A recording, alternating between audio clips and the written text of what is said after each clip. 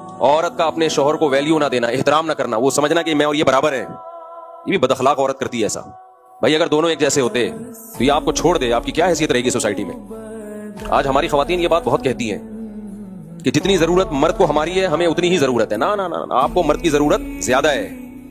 اللہ نہ کرے وہ آپ کو چھوڑ دے، منہ کالا کرنے کے لیے اس کے پاس عورتیں بہت ہیں۔ یہ تو شریعت کا پابند ہے کہ اس نے شریعت نے حلال پر کی باؤنڈری کھینچ دی ہے، ورنہ انگریز تو شادی وادی تھوڑی کرتا ہے، وہ اس کو پتا ہے عذاب جان ہے بھائی بیوی بنانا، نائٹ کلبوں میں روزانہ منہ کالا کرے گا۔